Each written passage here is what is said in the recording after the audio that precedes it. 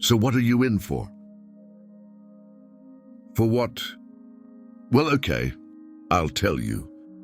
8 months ago, I was happily married to a loving, gentle and attentive man. We got married right out of high school and had children a few years later.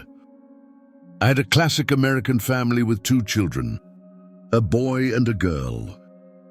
I also had time to build my career and even got a few promotions, which involved a lot of responsibility.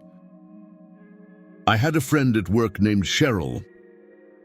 She had been married twice and screwed up both times. But she had a lot of experience with men. She used to fill my head with her stories of the wild nights she spent with different guys, and she'd always say, "Go for it while you still can. We're not getting any younger. It's such a bliss." She said it would diversify my love life, make me feel wanted and make my marriage stronger. She was very obsessive. But after her talk, I started to wonder.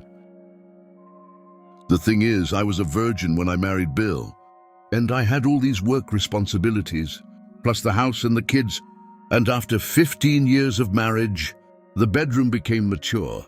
I don't mean I wasn't happy. I just wanted some excitement and new experiences.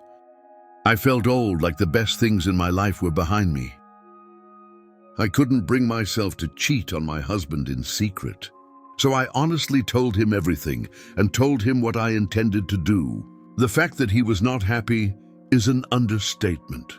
He said a categorical no and threatened me with divorce, to which I told him that I loved him, but that no matter what, I was going to do it anyway. "It's only going to be one night," I assured him, "and then I'll be your old loving wife, and it will never happen again. If you love me, you must let me." He was indignant and screaming, and then he just ran out of the house. What a fool I was. It was a Wednesday, and I left work early on Friday. His name was Frank.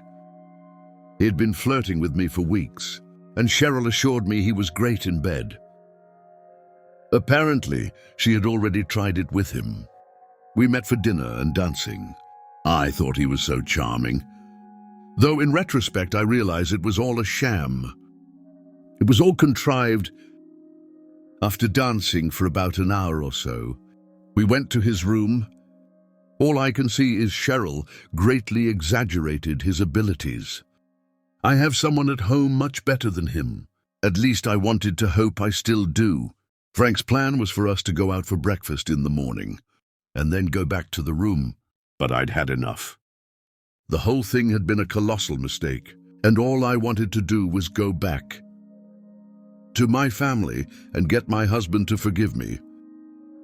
I couldn't think about anything else. But it didn't happen. We talked, I begged him, but he was adamant. The thing is, when I betrayed him, I didn't just disappoint him. I robbed him of his manhood. I made him feel unloved and inferior. If he had forgiven me, he would have lost whatever self-respect he still had. I had broken him and ruined the best thing that had ever happened to me, all because my life seemed boring and monotonous, and I had stopped appreciating what I had. And all because of some stupid thing. Even though he tried, it was clear that there was nothing to be gained back.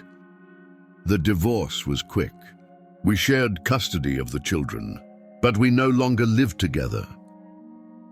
Cheryl tried to convince me that it was Bill's fault, and if he really loved me, he would turn a blind eye.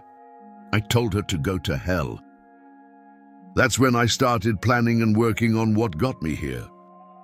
I started going to the gym every day, on my lunch break and whenever the kids were at Bill's. In addition to doing Pilates and on the exercise bike, I started spending a lot of time on the weight machines. After increasing my strength and endurance, I started going to workouts where they taught me how to throw punches and kicks. I became very athletic. Today is exactly 2 months since my final divorce.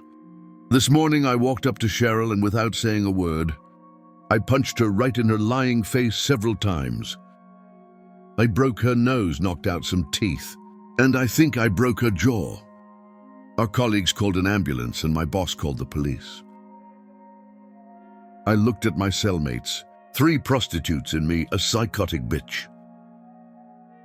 That's how I ended up here. I looked at myself in the small mirror at the other end of the cell, bolted to the wall above the sink. So does your life still seem boring to you?